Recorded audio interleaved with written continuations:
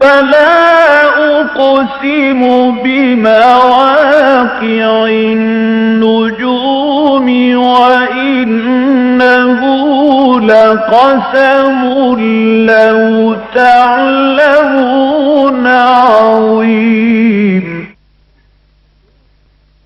إنه لقرآن كريم في كتاب مكنون لا يمسه إلا المطهرون تنزيل من رب العالمين.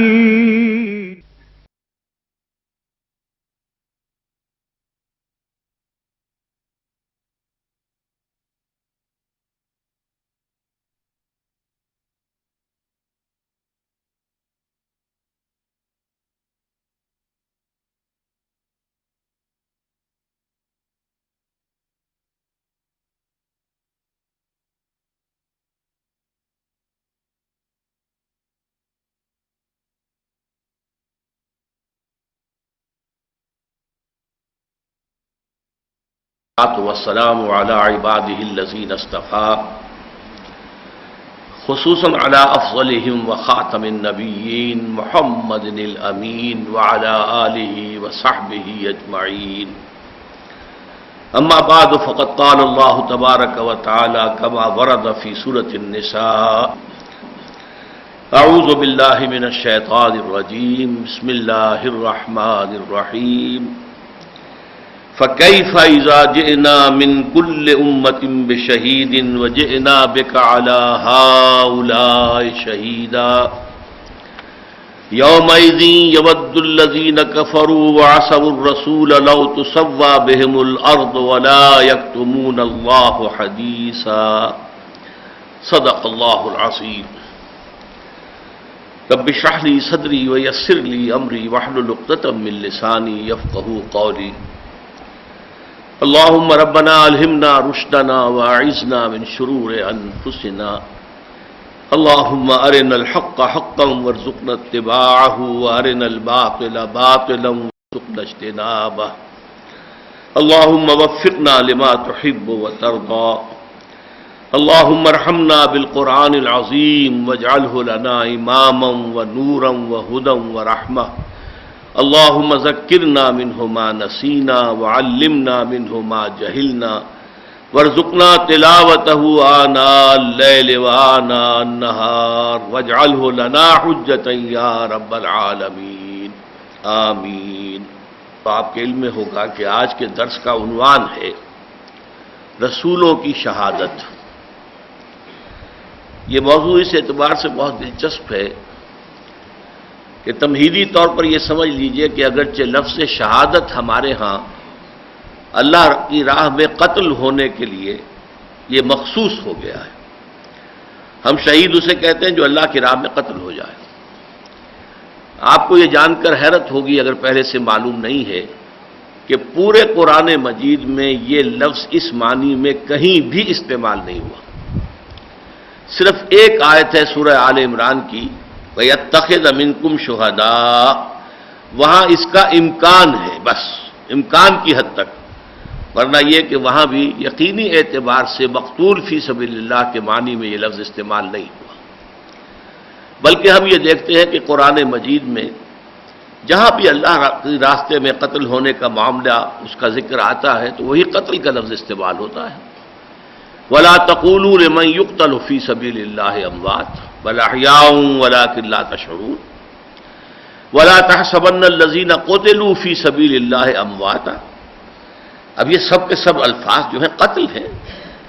خود وہ حضور کی حدیث جو ہے جو بہت مشہور ہے، لَوَدِدْتُ أَنْ أُقْتَلَ فِي سَبِيلِ اللَّهِ ثُمَّ أُحْيَا ثُمَّ أُقْتَلَ ثُمَّ أُحْيَا ثُمَّ أُقْتَلَ. 3-4 مرتبہ ایک ہی حدیث میں اقتلا کا لفظ آ رہا ہے، جہاں جس کے کیا معنی ہے کہ میرا جی چاہتا ہے، میری بڑی تمنا ہے، آرزو ہے کہ میں اللہ کی راہ میں قتل ہو جاؤں اور پھر مجھے زندہ کیا جائے اور پھر میں قتل ہو جاؤں. اللہ کی راہ میں قتل ہونے کی لذت ایسی ہے کہ میں چاہتا ہوں کہ بار بار مجھے حاصل ہو، پھر میں قتل ہوں، پھر مجھے زندہ کیا جائے، پھر میں قتل ہوں۔ تو میں صرف کوٹ کر رہا ہوں اس حوالے سے کہ مقتول فی سبیل اللہ یا اللہ کی راہ میں قتل ہونے کے لیے لفظ شہید قرآن مجید میں نہیں آیا۔ تو پھر یہ لفظ کس معنی میں ہمارے ہاں اس درجے عام ہو گیا ہے؟ یہ بات ضرور نوٹ کر لیجئے کہ حدیث میں اس معنی میں یہ لفظ استعمال ہوا ہے، استشہدہ، اس کو شہادت نصیب ہو گئی، یہ احادیث کے اندر الفاظ آتے ہیں۔ تو یہ کہ غلط نہیں ہے یہ، لیکن یہ کہ ایک اپنی جگہ پر اس حقیقت کو نوٹ کر لینا چاہیے کہ قرآن مجید میں اس کا استعمال اس معنی میں نہیں ہے۔ ممکنہ طور پر صرف ایک آیت ہے سورہ آل عمران کی کہ جہاں ترجمہ کیا جا سکتا ہے مقتول فی سبیل اللہ کا، ورنہ پورے قرآن میں اور کہیں نہیں۔ اب آپ سمجھیے اصولاً کہ یہ شہادت، شہید، شاہد، ان کا مادہ کیا ہے؟ شہدہ یشہدو، شہدہ یشہدو کے معنی ہے موجود ہونا، شاہد و غائب۔ اللہ تعالیٰ جو ہے جو غیب کا اور شہادہ کا جاننے والا ہے، عالم الغیب والشہادہ، تو غیب کے مقابلے میں شہادہ اور غائب کے مقابلے میں شاہد۔ تو در حقیقت اس کا معنی، لفظی جو معنی ہے وہ ہے موجودگی، کسی کا موجود ہونا۔ یہ ہے در حقیقت اس کا اصل جو کور میننگ ہے، اس کے جو روٹ کے معنی ہے وہ ہے موجودگی، کسی جگہ پر کسی معاملے میں موجود ہونا۔ اب اس سے اٹھ کر یہ دو معنی میں الفاظ استعمال ہوا۔ ایک ہے کہ جو شاہد ہوتا ہے وہی گواہ ہوتا ہے صحیح، جس کو ہم کہتے ہیں کہ عینی گواہ، جس نے کہ چشم دید جو ہے معاملہ اپنے آنکھوں سے دیکھا اور گواہی دے، اس لیے یہ گواہی کے معنی میں کثرت استعمال ہوتا ہے۔ تو ہم ابھی جب پڑھیں گے تو انشاءاللہ تعالی یہ بات بالکل واضح ہوتی چلی جائے گی۔ اس وقت ابھی صرف نوٹ کر لیجئے کہ شہادت بمعنی گواہی، اس لیے کہ گواہی اسی کی معتبر ہے کہ جو کسی وقوع کے موقع پر موجود ہو۔ اب گواہی کے بارے میں البتہ ایک بات اور یہاں نوٹ کرتے چلیں کہ گواہی ایک دو دھاری تلوار ہے، ایک کے حق میں ہوگی تو دوسرے کے خلاف جائے گی۔ آپ مقدمے میں ایک فریق کی جانب سے گواہ ہیں تو ظاہر بات ہے کہ آپ کی یہ گواہی اس کے حق میں جا رہی ہے، تو مخالف جو ہے، مدعا علیہ جو ہے، اس کے خلاف ہے۔ اس کے لیے قرآن مجید میں لفظ آتا ہے یا تو لام، حق میں گواہی ہو تو لام کے ساتھ، اور مخالفانہ گواہی ہو، کسی کے خلاف گواہی ہو، وہ علا کے ساتھ۔ چنانچہ سورہ مائدہ کی آیت ہے یا ایھا الذین آمنوا کونوا شہداء للہ، اے اہل ایمان اللہ کے گواہ بن جاؤ، اللہ کے لیے گواہی دینے والے بن جاؤ۔ یہ لام کے ساتھ ہے، کونوا شہداء للہ، قوامین بالقسط، اور عدل کو قائم کرنے والے بن جاؤ۔ تو گواہی اور گواہی میں کسی کے حق میں ہونا، کسی کے خلاف جانا۔ حق میں ہوگا تو لام آئے گا، اور اگر مخالفت اور کسی کے خلاف ہونی ہے تو وہ علا کے ساتھ آئے گی۔ دوسرے معنی اس لفظ کے جو قرآن مجید میں آئے ہیں وہ ہے مددگار۔ ظاہر بات ہے کہ مدد بھی وہی کر سکتا ہے جو کسی وقت موجود ہو۔ آپ پر کسی نے زیادتی کی ہے، کوئی آپ کے اوپر حملہ کر رہا ہے، تو ظاہر بات ہے کہ چاہے آپ کا کتنا ہی مخلص ساتھی، دوست کہیں موجود ہو، وہ آپ کی مدد نہیں کر سکتا۔ مدد تو تبھی کر سکتا ہے جبکہ وہ وہاں موجود ہو۔ اس معنی میں یہ مددگار کے معنی میں بھی لفظ استعمال ہوتا ہے۔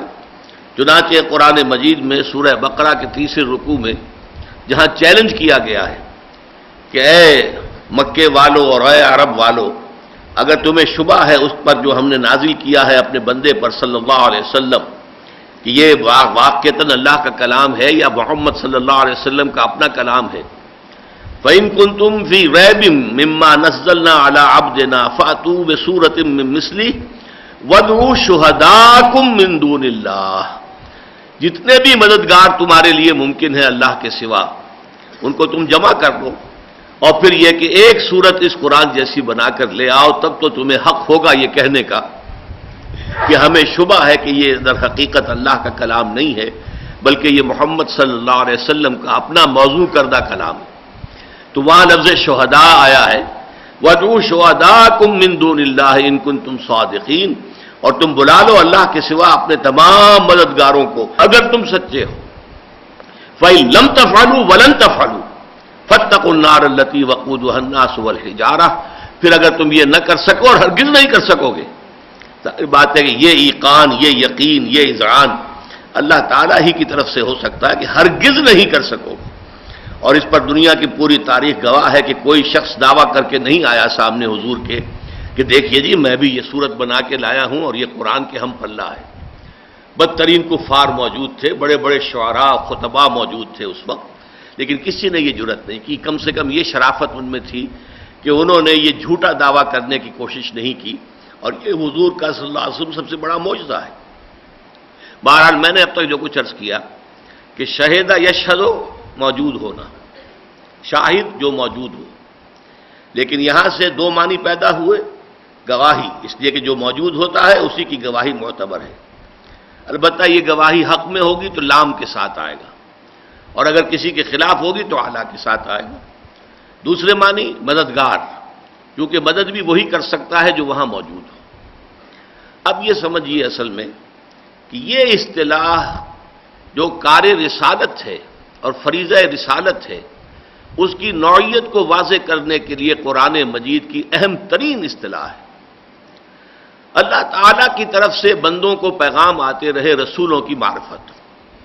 اب دیکھیے اس میں تین شخصیتیں جو ہے وہ ملوث ہو گئیں، متعلق ہو گئیں. اللہ، اس نے کلام بھیجا اپنے رسول کو، اس کا کام ہے کہ وہ اپنی قوم کو پہنچائے. یہ تین اس کے اندر جو ہیں وہ کڑیاں ہیں.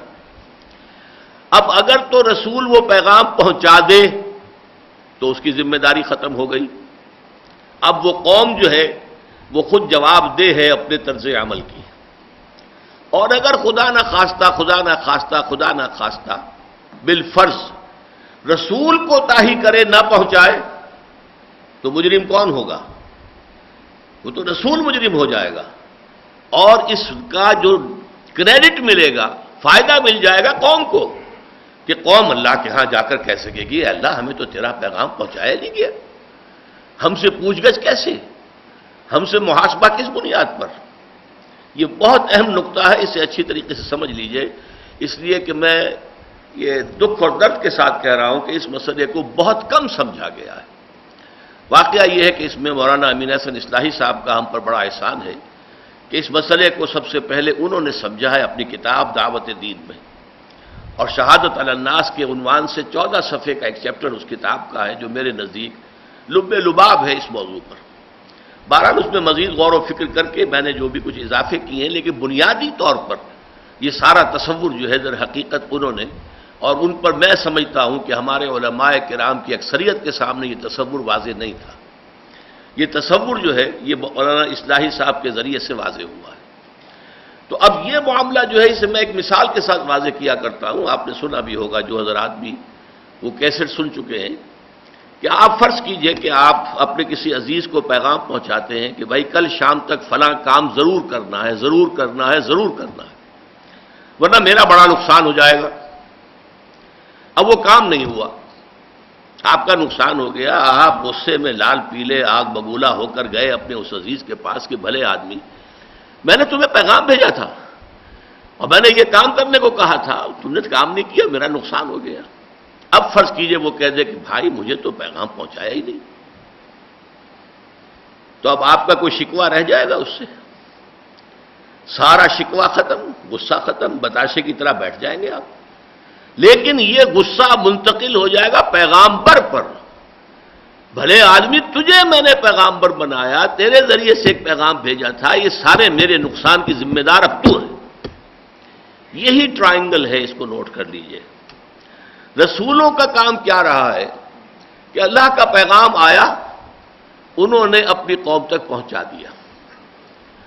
اور اگر پہنچا دیا، اور یہ پہنچانے میں بھی کئی پہلو ہیں، قولن پہنچا دینا زبان کے ذریعے سے کہ یہ اللہ کا کلام مجھ پر نازل ہوا ہے، میں تمہیں سنا رہا ہوں، یہ اللہ کی وحی آئی ہے، یہ میں تمہارے سامنے پیش کر رہا ہوں، یہ اللہ کا فرمان آیا ہے، میں تمہیں سنا رہا ہوں.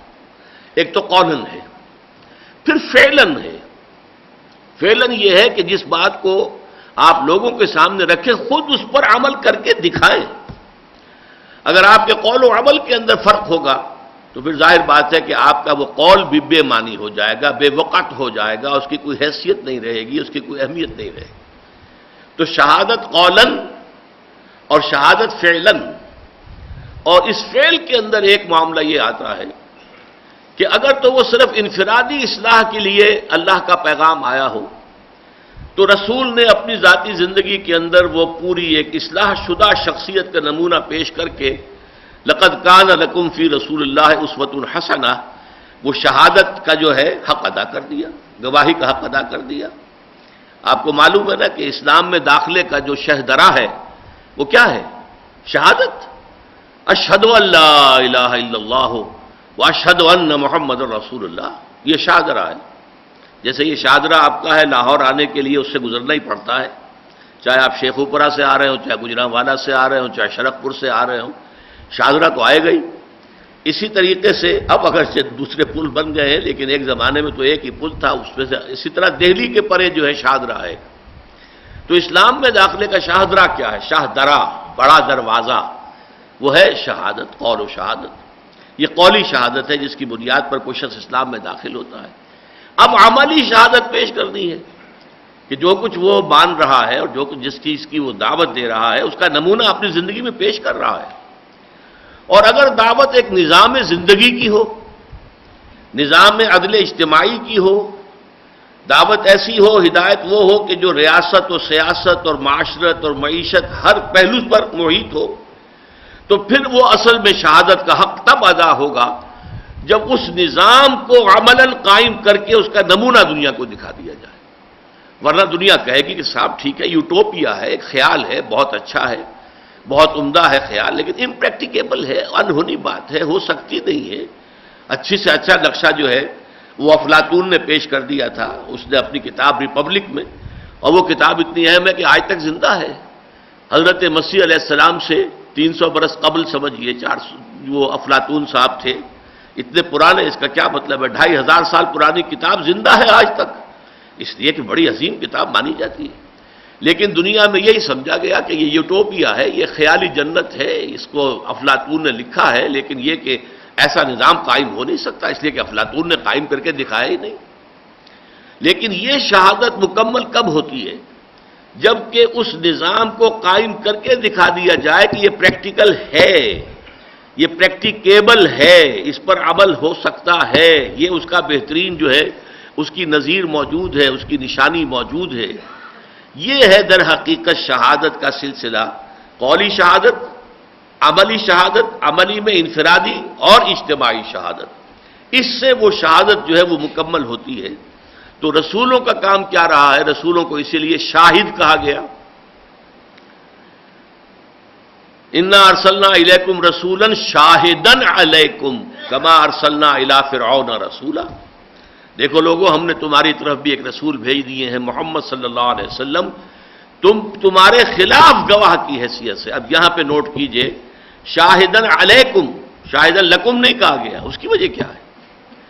اس کی وجہ یہ ہے کہ اس شہادت کے بعد اب لوگوں کے پاس کوئی عذر باقی نہیں رہا کہ اللہ تعالیٰ کے ہاں وہ اپنی بے عملی یا غلط عملی کا جواز پیش کر سکے۔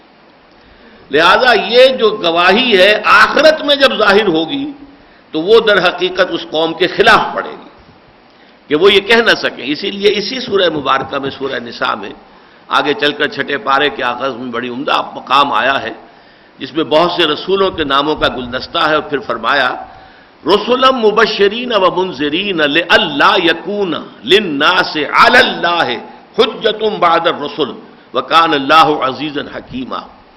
ان رسولوں کو ہم نے بھیجا بشیر اور نذیر بنا کر تاکہ رسولوں کے آنے کے بعد لوگوں کے حق میں کوئی دلیل، کوئی عذر، کوئی حجت باقی نہ رہ جائے اللہ تعالیٰ کے خلاف۔ اللہ ہے، اللہ کے خلاف۔ اللہ کا میں استعمال آپ کو بتا چکا ہوں، اللہ خلاف کے لیے آتا ہے، لام حق کے لیے آتا ہے۔ لئلا یکون للناس، لوگوں کے حق میں کوئی حجت، کوئی دلیل، کوئی عذر، کوئی بہانہ باقی نہ رہے اللہ، اللہ کے خلاف، یعنی اللہ کے محاسبے کے خلاف۔ اے اللہ، ہم سے محاسبہ کس بنیاد پر کر رہا ہے؟ ہم تک تو تیرا پیغام پہنچا نہیں۔ اگر ہمیں پتہ ہی نہیں تھا کہ یہ جو ہے قاتل کی یہ سزا ہے اور چور کی یہ سزا ہے، اگر ہم نے انہیں نہیں دی تو ہم کیسے مجرم ہو گئے؟ اے اللہ، اگر ہمیں بات پہنچائی نہیں گئی، تیرے اسماء نہیں پہنچائے گئے، تیرے صفات نہیں پہنچائی گئی، تیری توحید تک کا پیغام ہم تک پہنچایا نہیں گیا، تو پروردگار ہم سے کس بنیاد پر محاسبہ ہو رہا ہے؟ اگرچہ خالص توحید کے لیے محاسبے کی بنیاد تو یہ ہے کہ چاہے کوئی رسول آیا ہو یا نہ آیا ہو، لیکن چونکہ انسان جو اس دنیا میں آئے ہیں تو عالم ارواح میں وہ اللہ تعالیٰ سے ایک عہد کر کے آئے ہیں، الست بربکم قالوا بلی، اور اس کی یاد جو ہے وہ فطرت انسانی کے اندر موجود ہے، لہذا صرف توحید پر تو ان سے وہ محاسبہ ہوگا فطرت کی بنیاد پر، لیکن آگے شریعت کے معاملے میں، دین کے معاملے میں، اس میں تو ظاہر بات ہے کہ کوئی محاسبہ ہو نہیں سکتا۔ لئلا یکونا، اچھی طرح نوٹ کیجئے، لئلا یکونا، تاکہ نہ رہے، للناس، لوگوں کے حق میں، علی اللہ، اللہ کے خلاف، یعنی اللہ کے محاسبے کے خلاف، حجتن، کوئی دلیل، کوئی عذر، کوئی بہانہ۔ وکان اللہ علیما حکیما، وہ اللہ تعالیٰ جو ہے عزیز الحکیمہ، زبردست ہے، جو چاہے کرے، لیکن اس نے اپنے محاسبے کے لیے حکمت کے طور پر، حکمت کے تحت یہ راستہ اختیار کیا ہے، اور یہی وجہ ہے، نوٹ کر لیجئے، جب کسی قوم کی طرف رسول آ گئے اور رسول نے اتمام حجت کر دیا، اپنی دعوت پہنچا دی اور اپنی زندگی میں اس کا نمونہ پیش کر دیا، آؤ دیکھو جو کچھ میں کہہ رہا ہوں یہ ایسی بات نہیں ہے کہ ناممکن ہو، میں کر کے دکھا رہا ہوں، میں بھی تم میں سے ہوں، انسانوں میں سے ہوں۔ یہی وجہ ہے کہ قرآن مجید میں یہ مضمون آتا ہے کہ ہم نے انسانوں کے لیے رسول بھیجے تو انسان ہی بھیجے، حالانکہ لوگوں نے اعتراض کیا، مکے والوں نے، یہ سورہ بنی اسرائیل میں آیا ہے، ابعث اللہ بشر الرسولا، یہ کیا اللہ تعالیٰ نے بشر کو رسول بنا کر بھیج دیا؟ حالانکہ رسول تو اللہ تعالیٰ کسی فرشتے کو بھیجتا، وہ اپنے پروں سے اڑتا ہوا آسمان سے نیچے آتا ہوا ہمیں نظر آتا، اور اس کے ہاتھ میں، اس کی چونچ میں یا اس کے پروں کے ساتھ کوئی کتاب بندی ہوتی اور وہ کتاب ہمیں مل جاتی تو اور بات تھی، یہ تو انسان ہے، چلتا پھرتا ہے، مال حاضر رسول یاکل الطعام ویمشی فی الاسواق، سورۃ الفرقان میں فرمایا یہ کیسا رسول ہے، یہ تو بازاروں میں گھومتا پھرتا ہے، سودا سلف خریدتا ہے اپنے گھر کے لیے اور کھانا کھاتا ہے، گویا کہ رسول تو ہونا چاہیے کوئی فوق البشر۔ اسی لیے فرمایا قل لو کان فی الارض ملائکۃ یمشون مطمئنین لنزلنا علیہم من السماء ملکا رسولا، اے نبی ان سے کہہ دیجئے اگر زمین میں فرشتے بستے اور چل پھر رہے ہوتے تو ہم فرشتے ہی کو رسول بنا کر بھیجتے، اس لیے کہ حجت جو قائم ہوتی ہے وہ تو آپ کے اپنے نوع کے ذریعے سے ہو سکتی ہے، آپ انسان ہوتے ہوئے وہ سب کچھ کر کے دکھائیں جس کی کہ آپ دعوت دے رہے ہیں، آپ انسان، آپ کو بھی بھوک لگتی ہو اور پھر یہ کہ آپ حلال پر اتفاق کریں اور حلال نہ مل رہا ہو تو فاقہ کرنے کے لیے تیار ہو جائیں، آپ اگر یہ نہیں کر سکتے، انسان فرشتے کے لیے نہ بھوک ہے نہ کوئی جنسی جذبہ ہے، اب جنسی جذبہ ہی جس میں نہیں ہے وہ پاک دامن اگر ہے تو کیسا پاک دامن ہے، وہ تو ویسے ہی پاک دامن ہے از خود ہی، وہ تو پاک دامن تو اسے کہیں گے جس کا جنسی جذبہ ہو، جس میں شہوت ہو اور پھر وہ اس کو کنٹرول میں رکھے اور کسی غلط راستے پر نہ جانے دے۔ تو انسانوں پر حجت انسانوں کے ذریعے ہو سکتی ہے، فرشتے کے ذریعے نہیں ہو سکتی۔ انسان یہ کہہ رہا ہے اللہ وہ تو فرشتہ تھا، اس کے تو نہ جورو جاتا، نہ کوئی بیٹے، نہ کوئی اولاد، نہ کچھ اور مصیبت اس کے گلے پر پڑی ہوئی، نہ کھانا نہ پینا، کچھ بھی نہیں، تو اس نے اگر یہ کچھ کر کے دکھا دیا تو یہ ہمارے اوپر حجت تو نہیں۔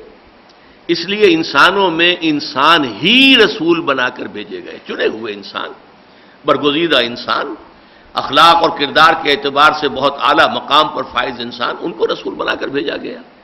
اب آخری بات سمجھیے کہ یہ رسول جب کسی قوم کی طرف آ جاتے تھے اور وہ اتمام حجت کر دیتے تھے، شہادت کا حق ادا کر دیتے تھے، قولی عملی، تو اب بھی اگر قوم نہ مانے اور وہ انکار اور کفر کے اوپر اڑی رہے تو یہ گویا کہ اس کا ثبوت ہے کہ ان کے اندر کوئی خیر سرے سے باقی نہیں رہا، اس کو ہم کہیں گے اپنی عام کولوکین لینگویج میں ان کا بیج مارا گیا ہے، اب ان کے اندر کسی خیر کی کوئی توقع نہیں، جیسے کہ حضرت نوح علیہ السلام کی دعا میں بھی ہے کہ پروردگار لا تذر علی الارض من الکافرین دیارا فإنک ان تذرہم یضلوا عبادک ولا یلدوا الا فاجرا کفارا، پروردگار اب اس قوم کو برباد اور تباہ کر دے اور ایک گھر بھی بستہ نہ چھوڑ. اگر تو نے ایک گھر بھی بستہ چھوڑ دیا تو یہ پھر تو تیرے بندوں کو گمراہ کریں گے اور ان کی اولاد میں بھی فاجر اور کافر ہی اٹھیں گے. کوئی توقع نہیں ہے ان کی اولاد میں سے کہ کوئی نیک اور کوئی مومن اٹھ کھڑا ہو. تو کسی قوم کا اگر یہ حال ہوتا ہے تو پھر وہ قوم ہلاک کر دی جاتی ہے، پھر اسے زندہ رہنے کا حق باقی نہیں رہتا. یہی وجہ ہے حضرت نوح کی قوم ہلاک کی گئی، حضرت ہود کی قوم قوم عاد ہلاک کی گئی، حضرت صالح کی قوم قوم سمود ہلاک کی گئی، حضرت شعیب کی قوم قوم مدین ہلاک کی گئی، عمورہ اور بستیاں جو ہیں وہ سدوم اور عمورہ کی بستیاں برباد کی گئیں، یہاں حضرت لوط بھیجے گئے، آل فرعون غرق کیے گئے. یہ سارے معاملات کیوں ہوئے؟ کہ رسول کی آمد کے بعد پھر لوگوں کے پاس کوئی عذر دنیا میں بھی نہیں رہتا اور ان کے بقا کا اور ان کے کوئی جواز جو ہے ان کی زندگی کا نہیں باقی رہتا، انہیں ہلاک کر دیا جاتا. یہ جو نازک ذمہ داری ہے آپ اس کا اندازہ کیجئے کس قدر نازک ذمہ داری ہے. میں نے آپ کو ٹرائنگل بتائی ہے، ایک پیغام بھیجنے والا ہے، ایک پیغام لے جانے والا ہے اور ایک وہ جس کو پیغام پہنچانا ہے. اگر پیغام پہنچانے والے نے پیغام پہنچا دیا تو وہ بری الذمہ. اب ذمہ داری کس کی ہے؟ قوم کی ہے جس کو پیغام پہنچا دیا گیا. اور خدا نہ خواستہ اگر کوئی کمی ہو گئی، کوئی کسر رہ گئی، دیکھیے حضور سے خطاب کر کے کہا گیا ہے سورہ مائدہ میں، یا ایھا النبی یا ایھا الرسول بلغ ما انزل الیک من ربک وان لم تفعل فما بلغت رسالتہ. اے رسول پہنچا دیجئے جو کچھ بھی نازل کیا گیا ہے آپ پر آپ کے رب کی طرف سے، اور اگر آپ نے بالفرض ایسا نہ کیا تو پھر یہ رسالت کا حق ادا نہیں ہوگا. اور سورہ اعراف کے شروع میں آیت نمبر 6 تو بہت ہی اہم ہے، فَلَنَسْأَلَنَّ الَّذِينَ أُرْسِلَ إِلَيْهِمْ وَلَنَسْأَلَنَّ الْمُرْسَلِينَ. وہ ٹرائنگل دیکھیے، اللہ اور یہ رسول اور یہ وہ قوم. فَلَنَسْأَلَنَّ الَّذِينَ أُرْسِلَ إِلَيْهِمْ، ہم ان سے بھی پوچھیں گے جن کی طرف رسول بھیجے گئے، ہم ان سے بھی پوچھیں گے جن کو رسول بنا کر بھیجا گیا. آپ نے پہنچا دیا تھا، پروردگار میں نے پہنچا دیا تھا، اچھا اب تم جواب دو. اور خدا نہ خواستہ اگر کمی رہ جائے تو پھر رسول، اس کی ایک مثال تاریخ انبیاء اور رسول کے اندر موجود ہے. صرف ایک کوتاہی ہوئی تھی حضرت یونس علیہ السلام سے، ایک خطا ہوئی. قوم کی ہلاکت کا فیصلہ ہو چکا، عذاب الہی کے آثار شروع ہو گئے، لیکن حضور حضرت یونس کو ابھی اللہ تعالیٰ کی طرف سے اجازت نہیں آئی تھی کہ اپنی قوم کو چھوڑ کر چلے جائیں. بغیر اللہ کی ایکسپریس پرمیشن جسے کہتے ہیں، واضح ہدایت اور اجازت، اس کے بغیر وہ چلے گئے قوم سے غصے کے اندر. اللہ کے خلاف غصہ نہیں، معاذ اللہ ثم معاذ اللہ، قوم کے خلاف غصہ. حمیت دینی کا جذبہ جو ہے اتنا جو ہے ان کا مشتعل ہو گیا کہ انہوں نے انتظار نہیں کیا، اللہ تعالیٰ کی اجازت کے چلے گئے. صرف اس خطا کے اوپر پکڑے گئے ہیں. آپ کو معلوم ہے کہ وہ کسی کشتی میں گئے ہیں، پھر وہاں پر یہ معلوم ہوا کشتی ڈول رہی ہے، ڈوبنے والی ہے. لوگوں نے کہا کہ شاید کوئی جو ہے غلام آقا سے بھاگا ہوا جو ہے اس کشتی میں آ گیا ہے. پھر اس کے لیے جو ہے وہ قرآن اندازی کی گئی، قرآن حضرت یونس کے نام نکلا، انہیں اٹھا کر اور پھینک دیا گیا. یہ شط العرب معلوم ہوتا ہے کہ جہاں پہ یہ دجلہ اور فرات آ کر مل جاتے ہیں اور عراق کا یہ دریا پھر بہت چوڑا سمندر کے مانند ہی ہو جاتا ہے. اور وہاں معلوم ہوتا ہے کوئی وھیل بھی آئی ہوئی تھی، وھیل مچھلی نے نگل لیا اور اس کے پیٹ میں رہے. اور وہاں لا الہ الا انت سبحانک انی کنت من الظالمین یہ تسبیح جو ہے کی ہے انہوں نے، اور پھر اس مچھلی نے اگل دیا انہیں ایک ساحل کے اوپر. تو یہ سارا معاملہ ہوا کس بنیاد پر؟ صرف ایک کوتاہی. اچھا ادھر کی کوتاہی جو ہے ڈیبٹ ہو رہی ہے حضرت یونس کو. تو جیسا کہ جدید اکاؤنٹنگ کا آپ کو معاملہ معلوم ہے اصول کہ ہر انٹری جو ہے اس کے اگر ڈیبٹ کی ہے تو کریڈٹ کا ہی ہونا چاہیے، کریڈٹ کی ہے تو اس کے مخالف جو ہے ڈیبٹ ہونا چاہیے، تبھی بات آگے چلے گی. اب یہ ڈیبٹ ہوا ہے رسول کو تو کریڈٹ مل گیا قوم کو.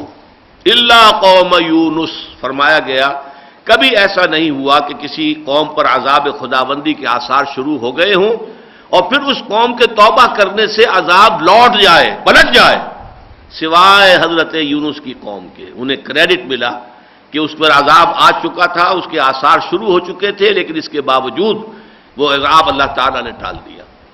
تو یہ جو ایک نازک ذمہ داری آتی ہے کندھے کے اوپر، اب اس کی میں آپ کے سامنے نقشہ کھینچنا چاہتا ہوں کہ حضور صلی اللہ علیہ وسلم نے 23 برس تک محنت کی، مشقت کی۔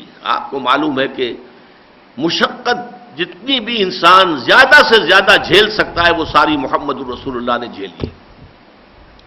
ہمارے ہاں عام طور پر جو سیرت کی تقاریر ہوتی ہیں ان میں یہ شعر بہت پڑھا جاتا ہے، حسن یوسف دم عیسیٰ ید بیضا داری، آنچ خوباں ہمہ دارند تو تنہا داری، صلی اللہ علیہ وسلم۔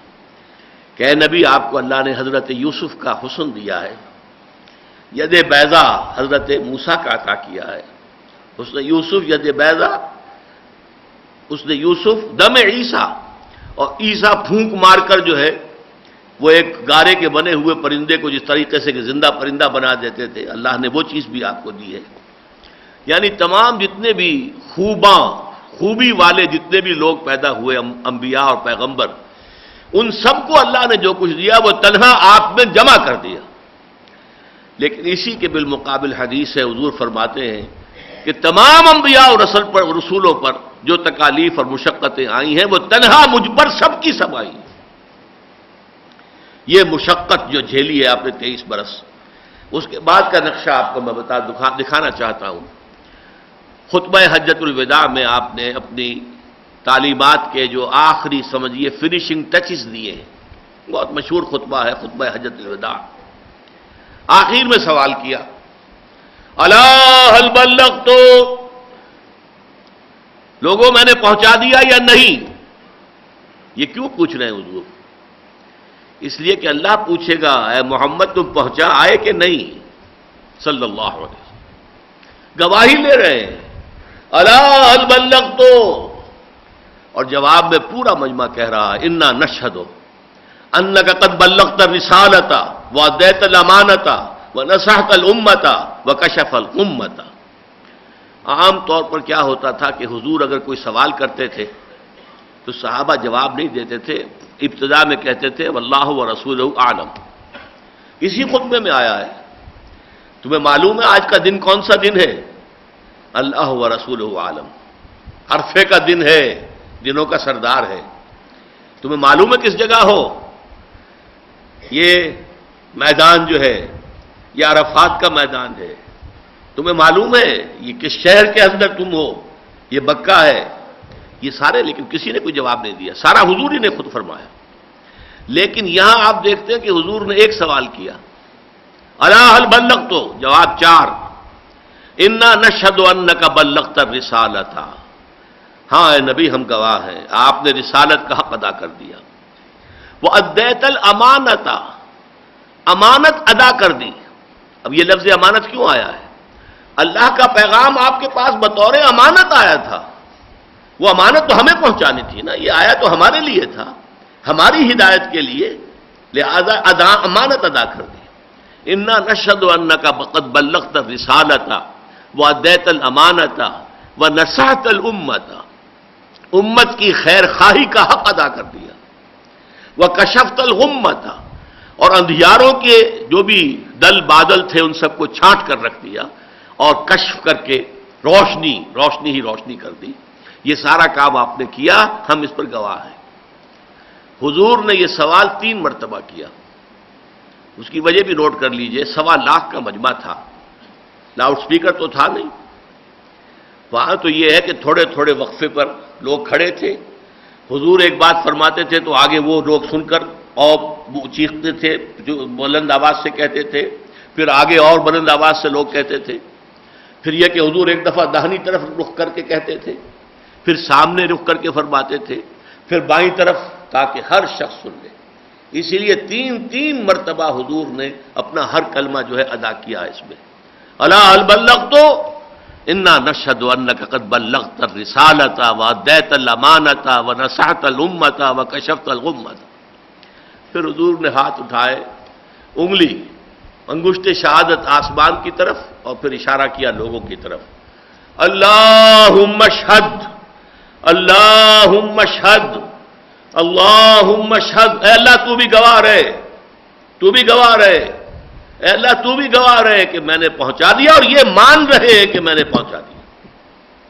اور اس کے بعد آپ نے فرمایا فَلْيُبَلِّغِ الشَّاهِدُ الْغَائِبَ، اب یہ ذمہ داری ان کی ہے جو یہاں، اب دیکھیے شاہد آ گیا یہاں پر، شاہد جو یہاں موجود ہیں، شاہد جو میں نے جہاں سے بات شروع کی تھی، شاہد و غائب دونوں الفاظ یہاں آ گئے۔ فَلْيُبَلِّغِ الشَّاهِدُ الْغَائِبَ، اب یہ ذمہ داری ہے ان کی جو یہاں موجود ہیں کہ پہنچائیں ان کو کہ جو موجود نہیں۔ اور موجود نہیں والوں میں کون کون شامل ہیں؟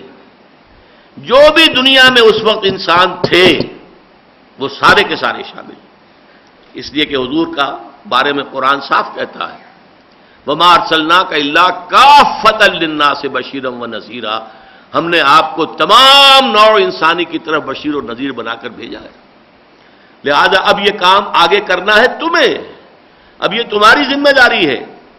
تو فرمایا فَلْيُبَلِّغِ الشَّاهِدُ الْغَائِبَ، 3 مرتبہ، اب ذمہ داری تمہاری ہے جو یہاں پر موجود ہیں، جنہوں نے مجھ سے سن لیا ہے وہ پہنچائیں ان کو۔ اور اس میں جیسا کہ میں عرض کر رہا تھا کہ تا قیام قیامت جو بھی انسان دنیا میں آئیں گے ان سب کی طرف بھی تو اللہ کے رسول محمد ہیں صلی اللہ علیہ وسلم، آپ پر نبوت ختم ہوئی ہے، آپ کے ساتھ رسالت ختم نہیں ہوئی۔ میری بات نوٹ کر لیجئے، کہیں آپ غلط فہمی میں آ جائیں اور کسی فتنے میں مبتلا ہو جائے اور میرے خلاف کوئی، آپ کے ساتھ آپ کے انتقال پر نبوت ختم، وحی کا دروازہ بند۔ بڑا پیارا واقعہ ہے حضرت ام ایمن کا، وہ ایک حبشن تھی، غلام تھی، خادمہ تھی، لیکن یہ کہ حضور کو گودی میں کھلایا بھی تھا انہوں نے، تو والدہ کی طرح جو ہے حضور ان کا ادب کرتے تھے۔ حضور کے انتقال کے بعد ایک مرتبہ حضرت ابوبکر حضرت عمر دونوں گزر رہے تھے، ام ایمن بیٹھی رو رہی تھی۔ انہوں نے پوچھا کہ ام ایمن آپ کیوں رو رہی ہیں؟ کہنے لگی میں رو رہی ہوں کہ وحی کا دروازہ بند ہو گیا۔ اب ذرا اس حبشن باندی اور کنیز کا اندازہ کیجئے، وحی کا دروازہ بند ہو گیا، میں اس پر رو رہی ہوں۔ تو وحی کا دروازہ وہی ہے متعلق نبوت کے ساتھ، دروازہ بند۔ البتہ رسالت معاذ اللہ، وہ رسالت جاری ہے تا قیام قیامت، محمد الرسول اللہ کی رسالت جاری ہے تا قیام قیامت۔ البتہ آپ نے اپنی زندگی میں بنفس نفیس اس کی ذمہ داری ادا کی ہے، اس کے بعد یہ مشن حوالے کر دیا ہے اپنی امت کے۔ اب تمہیں یہی کام کرنا ہے، قولی شہادت دین کی، عملی شہادت دین کی، انفرادی بھی اجتماعی بھی۔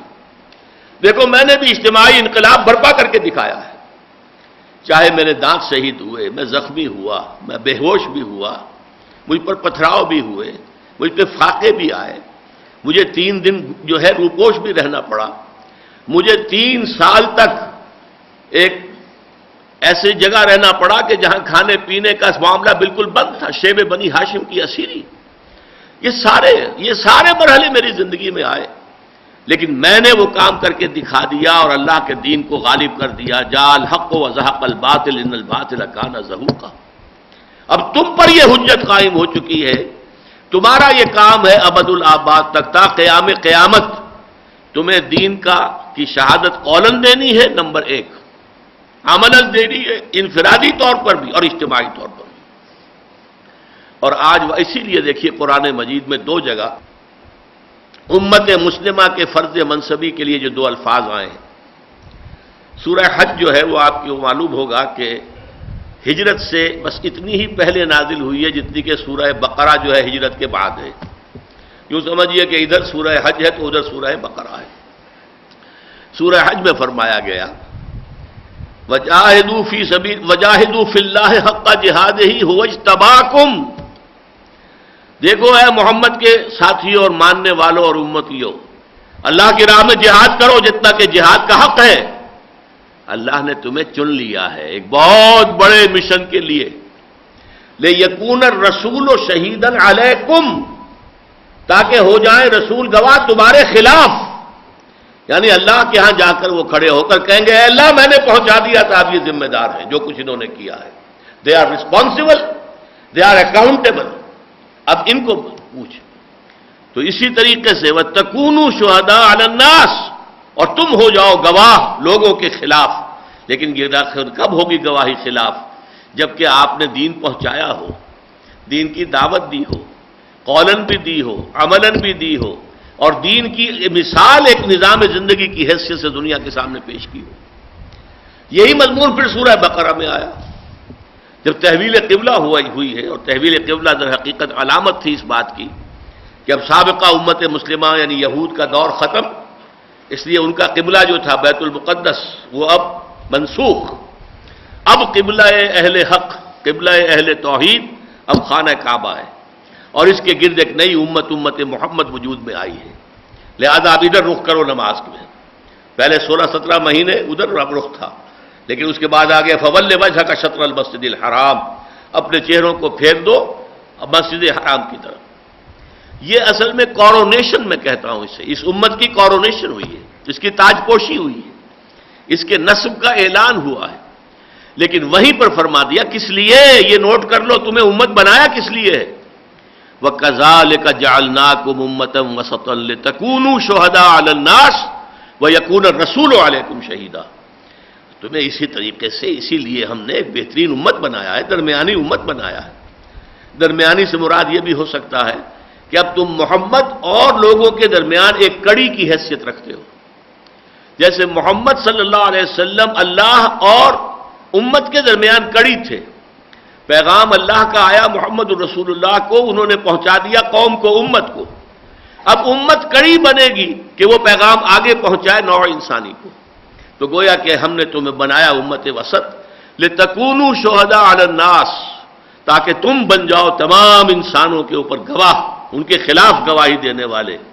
وَيَكُونَ الرَّسُولُ عَلَيْكُمْ شَهِيدًا، اور رسول ہو جائے تمہارے خلاف گواہی دینے والے. میں بار بار یہ الفاظ کہہ رہا ہوں، خلاف، اس لیے کہ علیہ کا لفظ آ رہا ہے، علیکم، لہذا وہ علیکم شہیدہ رسول ہوں گے. اور رسول جو تھے، اور تمہیں جو ہے علی الناس شہیدن بننا ہے، یہ ذمہ داری ہے امت کے کاندھے پر. اور اس سے پہلے کہ اب تھوڑا وقت رہ گیا میں اس آیت کو لوں، نوٹ کر لیجئے آج ہماری بربادی دنیا میں یہ جو صورتحال ہے کہ ہو گیا مانند آب ارزاں مسلمان کا لہو، اور ہمارے ہاں عزت نہیں رہی، وقار نہیں رہا. حمیت نام تھا جس کا گئی تیمور کے گھر سے. 1.5 ارب انسان ہیں، کوئی چوں کرنے والا نہیں. نہ کشمیر کے لیے ہم کر سکے، اللہ کی مدد کی امید نہیں، اس لیے کہ اللہ کے ہم وفادار نہیں، تو اللہ کیسے ہماری مدد کرے گا؟ ہماری تو اللہ کے خلاف جنگ ہے، ہم تو اپنی سودی کاروبار ہی کو لیے ہوئے چل رہے ہیں. اور نہ یوں سمجھیے کہ یہ تو 14 کروڑ مسلمان ہیں پاکستان کے، جن کی کہ کم ہمتی اور بے ہمتی کا یہ عالم ہے. آپ اسی طریقے سے دیکھیے تقریباً 30 کروڑ عرب ہیں، اور ان کے بھائی جو ہیں فلسطین کے اندر جس طریقے سے انہیں ذلیل کیا جا رہا ہے، جس طریقے سے کہ شیرون جو ہے دندناتا ہوا پھرتا ہے، اور معلوم ہوتا ہے دنیا کی کوئی طاقت اسے روک نہیں سکتی. 4 دفعہ بش کی طرف سے آ چکا ہے، ناؤ اب فوراً جو ہے بند کرو، واپس بلاؤ. وہ کہاں واپس بلاتا ہے اس کی؟ اور عرب جو ہیں وہ سوئے ہوئے ہیں، امریکہ ہی سے درخواست کر رہے ہیں، فرانس سے درخواست کر رہے ہیں. یہ کرنا چاہیے، امریکہ کو روکنا چاہیے. یہ حال ہے. اور وہ زمانہ جو ہے آخری زمانے کی جو حدیثیں آئی ہیں وہ قریب آ رہی ہیں. لیکن اس وقت میں آپ کو بتا دوں کہ میں نے کیوں بات یہ کہی ہے کہ اس کا اصل سبب کیا ہے. مسلمانوں پر یہ دنیا کے اندر یہ جو بھی ہماری اس وقت شکست خوردگی ہے اور کم ہمتی ہے، اللہ تعالیٰ کی رحمتیں ہیں تیری اغیار کے کاشانوں پر، اور برق گرتی ہے تو بیجار مسلمان اس وجہ سے. وجہ کیا ہے؟ شہادت علی الناس کی ذمہ داری ہم ادا نہیں کر رہے، ہم مجرم ہیں. دنیا ہمارے خلاف استغاثہ کرے گی اللہ کی عدالت میں کہ اللہ یہ بدمعاش لوگ جو تھے، جو تیرے دین کے پیروکار بنے پھرتے تھے، اور جو تیرے نبی کے نام لیوا پھرتے تھے، اور جو لہک لہک کر گاتے تھے سارے نبیوں سے اعلیٰ ہمارا نبی، انہوں نے وہ دین ہمیں نہیں پہنچایا. مجرم یہ ہے، ان کے ذمے تھا کہ یہ ہمیں دین پہنچائے، یہ ہمیں قولاً پہنچائیں، زبان کے ذریعے پہنچائیں، قلم کے ذریعے سے پہنچائیں، یا اپنے عمل کے ذریعے سے پہنچائیں، اپنے اور اس کا نمونہ دین کا پیش کر کے دکھائیں. انہوں نے نہیں کیا، تو ہماری گمراہی کا اثر وبال تو ان پر آئے گا. یہ ہے وہ ذمہ داری جس کی وجہ سے کہ حضور نے جو گواہی لی، الا هل بلغت، اور اس کا جواب لیا انا نشهد انک قد بلغت الرسالۃ وادیت الامانۃ ونصحت الامۃ وکشفت الغمۃ. اور یہ ہماری حالت جو ہے ضربت علیہم الذلۃ والمسکنہ، جو قرآن مجید میں 2 مرتبہ یہ مضمون یہودیوں کے بارے میں آیا ہے. آج ان کے لیے یہ ظلم نہیں ہے، ان کی کم ہمتی کہاں نظر آ رہی ہے؟ ان کے حوصلے دیکھیے، ان کے خود اعتمادی دیکھیے، جس انداز سے انہوں نے بڑی بڑی بستیوں کو جو ہے ملیا میٹ کر دیا ہے. ان کے بلڈوزر جاتے ہیں، ٹینک جاتے ہیں، آبادیاں کی آبادیاں جو ہے معلوم ہوتا ہے کہ وہ ملبے کا ڈھیر بن کر رہ گئی ہیں. یہ سب کچھ ہو رہا ہے. سینکڑوں جو ہے ابھی انہوں نے جنین کے کیمپ کے اندر ختم کر دیے ہیں. اس سے پہلے یہی شیرون جو ہے، یہ صابرہ اور شتیلہ کے مہاجرین کے کیمپوں کے اندر جو ہے 2000 کے قریب آدمی جو ہے اس نے ہلاک کیے تھے. یہ قاتل ہے ان کا اور مجرم ہے. بین الاقوامی عدالت کے اعتبار سے یہ مفرور مجرم ہے. اس کے اوپر مقدمہ درج ہے، مفرور ہے. اگر کہیں یہ بیلجیم چلا جائے تو گرفتار ہو جائے گا. لیکن یہ کہ باقی اس عدالت کا جو ہے چونکہ اس طرح کا دائرہ عمل ابھی نہیں ہے، اس لیے بچا ہوا ہے. یہ تو قاتل، مشہور قاتل ہے. لیکن یہ مسلمانوں پر آخر کیا اللہ تعالیٰ کو کفر پسند ہے اور اسلام ناپسند ہے؟ کیا اللہ کو کافروں سے محبت ہے اور مسلمانوں سے نفرت ہے؟ یہ بات تو ہم نہیں کہہ سکتے. وجہ کیا ہے؟ اللہ سزا ہمیں دے رہا ہے اس کی کہ ہم اس کے دین کی غلط نمائندگی کر رہے ہیں. دنیا میں کوئی ایک ملک چھوٹا بھی ہم نہیں دکھا سکتے کہ اللہ اے لوگو آؤ دیکھو یہاں پر محمد کا دین قائم ہے. دین محمد کہہ لیجئے، دین اللہ کہہ دیجئے، ایک ہی بات ہے. اللہم انصر من نصر دین محمد صلی اللہ علیہ وسلم. باقی تو دین اللہ ہے، اصل میں تو یہ اللہ کا دین ہے، اللہ کی حاکمیت، اس کے تحت پورا نظام زندگی. اور یہ سزا ہماری بڑھتی رہے گی. بہت بڑی سزائیں جو ہے ابھی اور ان سٹور ہیں ہمارے لیے، آ رہی ہیں. اس لیے کہیں آثار نہیں. ایک ملک یہ پاکستان بنا تھا اس کام کے لیے کہ یہاں پہ اسلامی نظام کا ایک نمونہ ہم پیش کریں گے. اور ہم اس معاملے میں اب خاص طور پر بگٹٹ بالکل دوسرے رخ پر جا رہے ہیں. اب ہمارا رخ جو ہے خالص سیکولرزم کی طرف ہو چکا ہے. پہلے کم سے کم یہ ہے کہ کوئی ڈاما ڈول، کچھ ادھر کچھ ادھر، کچھ ادھر کچھ ادھر، نہ اسلام یہاں آیا نہ سیکولرزم پوری طریقے سے آ سکا. اب تو اندیشہ ہے کہ سیکولرزم جو ہے وہ آئے گا. بہرحال میں نہیں کہہ سکتا کہ کیا اللہ تعالیٰ کی حکمت میں، مشیت میں کیا ہمارے لیے اور سزائیں تجویز کی گئی ہیں. اس لیے کہ اسی جرم کی وجہ سے یہود پر ہوا تھا ضربت علیہم الذلۃ والمسکنہ. ورنہ وہ بڑے محبوب لوگ تھے اللہ کے. 2 جگہ تو قرآن مجید میں آیت موجود ہے، یا بنی اسرائیل اذکروا نعمتی التی انعمت علیکم وانی فضلتکم علی العالمین. ہے بنی اسرائیل، ذرا ذکر کرو، یاد کرو ہمارے اس احسان و اکرام کا جو تم پر ہوا، اور میں نے تو تمہیں تمام جہان والوں پر فضیلت دی تھی. یہ تورات کے الفاظ نہیں ہیں، یہ تالمود کے الفاظ نہیں ہیں، قرآن کے الفاظ ہیں. اور 2 اور مقامات پر یہ مفہوم موجود ہے قرآن مجید کے اندر. لیکن پھر انہی کے اوپر جو اللہ تعالیٰ کے عذاب کے کوڑے برسے. بہرحال اب یہ سمجھیے یہ آیت مبارکہ جو ہے چند منٹ صرف رہ گئے ہیں. اس کے بارے میں ایک واقعہ آپ سن لیجئے کہ ایک مرتبہ حضور نے حضرت عبداللہ ابن مسعود رضی اللہ تعالی عنہ سے فرمائش کی کہ مجھے قرآن سناؤ. وہ کچھ جھجکے، ہچکچاہٹ سی محسوس کی اور انہوں نے عرض کیا حضور آپ کو قرآن سناؤ، آپ پر تو قرآن نازل ہوا ہے. فرمایا ہاں، لیکن مجھے دوسروں سے سن کر کچھ اور حظ، کچھ اور کیف حاصل ہوتا ہے. بہرحال تعمیل ارشاد، تعمیل حکم میں حضرت عبداللہ ابن مسعود نے سورہ نساء شروع سے پڑھنی شروع کی. جب 41ویں آیت پر آیا، وہ نقشہ اپنے ذہن میں رکھیے کہ ظاہر بات ہے حضور کی محفل میں صحابہ سر جھکا کر بیٹھتے تھے، لہذا حضرت عبداللہ ابن مسعود بھی سر جھکائے ہوئے تلاوت کر رہے ہیں. اب انہیں تو کیا اتار چڑھاؤ حضور کے چہرے کا ہے، حضور کے کیا تاثرات ہیں، انہیں تو نظر نہیں آ رہے. جب اس آیت پر پہنچے فَكَيْفَ إِذَا جِئْنَا مِنْ كُلِّ أُمَّةٍ بِشَهِيدٍ وَجِئْنَا بِكَ عَلَىٰ هَٰؤُلَاءِ شَهِيدًا. اس پر حضور نے فرمایا حسبک حسبک، بس کرو بس کرو. اور اب جو حضرت عبداللہ ابن مسعود نے آنکھیں اٹھا کر دیکھا تو حضور کے چہرے سے آنسو بہ رہے تھے، آنکھوں سے آنسو بہ رہے تھے. یہ بڑا مستند واقعہ ہے اس آیت کے پس منظر. وہ کیوں کہ گواہی دینی پڑے گی اپنے قوم کے خلاف، اپنی امت کے خلاف. حضور کے لیے یہ چیز کس قدر تکلیف دہ ہوگی. فَكَيْفَ إِذَا جِئْنَا مِنْ كُلِّ أُمَّةٍ بِشَهِيدٍ، کیا ہوگا اس دن، کیا حال ہوگا ان کا جبکہ ہم ہر امت میں سے ایک گواہ کھڑا کریں گے ان کے خلاف. شہید، وہ ہر امت کا رسول ہوگا صلی اللہ علیہ وسلم علیہ الصلوۃ والسلام. وَجِئْنَا بِكَ، اور اے نبی اے محمد صلی اللہ علیہ وسلم ہم آپ کو کھڑا کریں گے اور لائیں گے ان کے خلاف گواہ بنا کر. پھر یہاں دیکھ لیجئے، عَلَىٰ هَٰؤُلَاءِ، لام نہیں ہے، لِهَٰؤُلَاءِ نہیں ہے، عَلَىٰ هَٰؤُلَاءِ، ان کے خلاف. کن کے خلاف؟ یعنی یہ اہل عرب، امت دعوت اور امت اجابت دونوں شامل ہیں. امت اجابت ان کے خلاف، اے اللہ میں نے انہیں دین پہنچا دیا تھا، پھر انہوں نے بدعات اگر نکالی ہیں، انہوں نے دین سے روگردانی کی ہے تو یہ ذمہ دار ہے، میں نے اس بات کا انہیں حکم نہیں دیا تھا.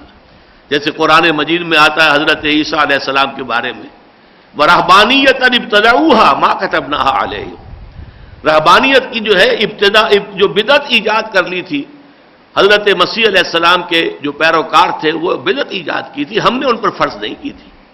اسی طرح حضور فرمائیں گے کہ میں نے انہیں یہ تعلیم نہیں دی تھی، میں نے تیرا دین بلا کم و کاست، بغیر کسی کمی اور بیشی کے پہنچا دیا تھا.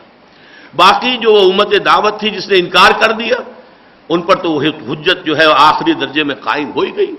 ان کے خلاف تو گواہی دینی ہے کہ اللہ یہ ابو جہل یہ نہیں کہہ سکتا کہ میں نے اسے پیغام نہیں پہنچایا تھا. اللہ یہ ابو لہب میرا چچا یہ نہیں کہہ سکتا کہ میں نے اسے پیغام نہیں پہنچایا تھا. اللہ میں نے ان سب کو پیغام پہنچایا ہے. اللہ میں نے ساری تکلیفیں جھیلی ہیں، ان کی مخالفتیں برداشت کی ہیں، ان کی طرف سے ایذائیں برداشت کی ہیں، لیکن تیرا دین کا پیغام میں نے انہیں پہنچایا ہے. فَكَيْفَ إِذَا جِئْنَا مِنْ كُلِّ أُمَّةٍ بِشَهِيدٍ، تو وہ شہادت جو دنیا میں آتی ہے دعوت کے نتیجے میں، لوگوں کو دعوت دو قول سے عمل سے، وہی شہادت قیامت کے دن جو ہے کھڑی ہوگی. جیسے کہ آپ کہتے ہیں جدید اصطلاح میں عدالت کے اندر پروزیکیوشن وٹنس، وہ جو پروزیکیوشن وکیل استغاثہ، گواہ استغاثہ کی حیثیت سے کھڑے ہوں گے رسول، اے اللہ ہم نے تیری دعوت ان تک پہنچا دی تھی. اور وہ آیت میں آپ کو سنا چکا ہوں، آیت نمبر 6 سورہ اعراف کی، فَلَنَسْأَلَنَّ الَّذِينَ أُرْسِلَ إِلَيْهِمْ وَلَنَسْأَلَنَّ الْمُرْسَلِينَ، ہم لازماً پوچھ کر رہیں گے ان سے بھی جن کی طرف رسول بھیجے گئے، اور ہم لازماً پوچھیں گے ان سے بھی جو رسول بنا کر بھیجے گئے. رسولوں سے پوچھا جائے گا آپ نے ہمارا وہ دین، ہمارا پیغام پہنچا دیا تھا کہ نہیں، اور وہ گواہی دیں گے اللہ جو دین تیرا، جو ہدایت تیری ہمارے پاس، میرے پاس آئی تھی، میں نے بلا کم و کاش پہنچا دیا تھا. اور جیسے کہ دنیا میں گواہی لے لی تھی، لوگوں سے بھی شاید گواہی لے لیں کہ تم بھی گواہی دو کہ میں نے پہنچایا تھا کہ نہیں. اس کے بعد ان سے جواب طلبی ہوگی، اب تم بات کرو. پھر ان کے لیے ظاہر بات ہے کہ کوئی عذر نہیں. لِأَلَّا يَكُونَ لِلنَّاسِ عَلَى اللَّهِ حُجَّةٌ بَعْدَ الرُّسُلِ وَكَانَ اللَّهُ عَزِيزًا حَكِيمًا، اب وہ کسی درجے میں بھی کوئی عذر پیش نہیں کر سکتے. يَوْمَئِذٍ يَوَدُّ الْمُجْرِمُونَ يَوَدُّ الَّذِينَ كَفَرُوا وَعَصَوُا الرَّسُولَ، اس دن وہ لوگ جنہوں نے کفر کیا تھا اور رسول کی نافرمانی کی تھی. اب دیکھیے یہ دونوں ایک بھی ہو سکتے ہیں، ظاہر بات ہے جنہوں نے کفر کیا انہوں نے رسول کی نافرمانی کی، لیکن دو بھی ہو سکتے ہیں. ایک تو وہ جنہوں نے کفر کیا، وہ ایک کیٹیگری ہو گئی جو میں نے کہا کہ امت دعوت میں سے جن لوگوں نے انکار کر دیا، کفار بن گئے، کلم کھلا نفی کر دی. وہ عصب الرسول کے اندر وہ دوسرے آ سکتے ہیں کہ کہنے کو امتی اور حقیقت میں معصیت الرسول ہو رہی ہے. کہنے کو تو یہ دعویٰ ہے ہمارے نبی سب سے اونچے، سب سے اعلیٰ، لیکن یہ کہ ان کی پیروی نہیں، ان کے نقش قدم پر چلنا نہیں، ان کی سنت کو اختیار کرنا نہیں. تو یہ میں نے عرض کیا تھا کہ یہ امت دعوت اور امت اجابت دونوں کے اوپر یہ چیز کور کرتی ہے.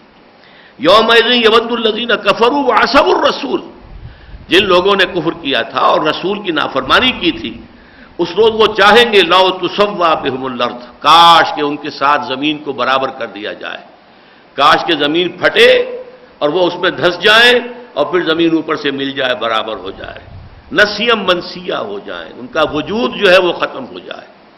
جیسے کہ ایک اور جگہ آتا ہے کہ اس روز کافر یہ چاہے گا کاش کنت ترابا، کاش کہ یہ شرف انسانیت مجھے حاصل ہی نہ ہوا ہوتا اور میں مٹی ہوتا، جس سے سوال و جواب نہیں ہے، جس سے محاسبہ نہیں ہے، جو اس کو جزا و سزا کا سامنا نہیں کرنا ہے. لو تسوا بہم الارض ولا یکتمون اللہ حدیثا، اور اس روز وہ اللہ تعالیٰ سے کوئی بات بھی چھپا نہیں سکیں گے، ہر شے علم نشرہ موجود ہوگی وہاں پر۔ وہ تو یہ ہے فمن یعمل مثقال ذرۃ خیرا یرہ ومن یعمل مثقال ذرۃ شرا یرہ۔ ذرے کے ہم وزن اگر نیکی کی ہوگی تو سامنے موجود پائیں گے، اور ذرے کے ہم وزن بدی کی ہوگی، برائی کی ہوگی تو سامنے موجود پائیں گے۔ یہ ہے اس آیہ مبارکہ میں رسولوں کی شہادت کا تصور۔ بارک اللہ لی ولکم فی القرآن العظیم ونفعنی وإیاکم بالآیات والذکر الحکیم۔